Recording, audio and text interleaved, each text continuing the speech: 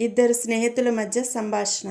హరి, నీకు తెలుసా, ఈయన నువ్వు ఏ టాపిక్ చెప్పినా తడుముకోకుండా అనర్గళంగా మాట్లాడగలడు అన్నాడు రవితో. రవి, అదేం గొప్ప, మా ఆవిడ టాపిక్ చెప్పకపోయినా అనర్గళంగా మాట్లాడగలదు అన్నాడు. టీచర్కి స్టూడెంట్కి మధ్య సంభాషణ. టీచర్, ఏంటి చంటి, 1,00,000 రూపాయలని డిక్టేషన్ చెబితే నువ్వు ఒకటి పక్కన ఒకటే సున్నా వేశావు అని అడిగింది విద్యార్థిని.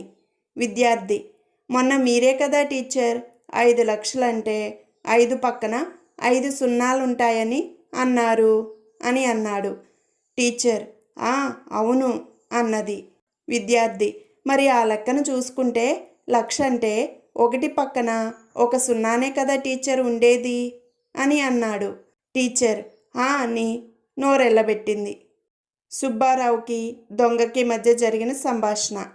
సుబ్బారావు, ఎంత ధైర్యం ఉంటే నా జేబులో పర్సు తీస్తావురా దొంగ రాస్కెల్ అన్నాడు.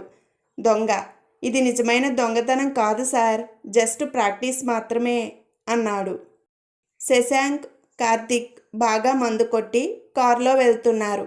ఇంతలో శశాంక్, చూడు స్తంభం, ముందు చూసుకో స్తంభం, జాగ్రత్త రోయ్, బండి తిప్పరా అని అరిచాడు.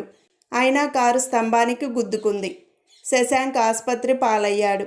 తెల్లారి కార్తీక్ పండ్లు తీసుకొని శశాంక్ను పలకరించడానికి వచ్చాడు.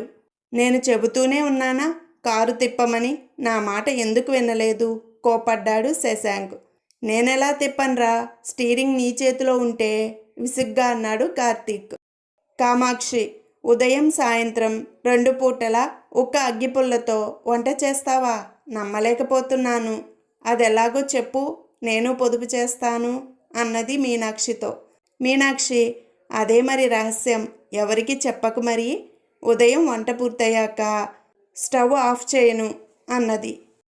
భార్య, ఏమండి, మీ బర్త్డేకి అదిరిపోయే డ్రెస్ తెచ్చాను. భర్త, థ్యాంక్స్ బంగారం, ఏది చూపించు అన్నాడు. భార్య, ఆగండి వేసుకొని వస్తాను అన్నది. భర్త అని నోరు తెరిచాడు.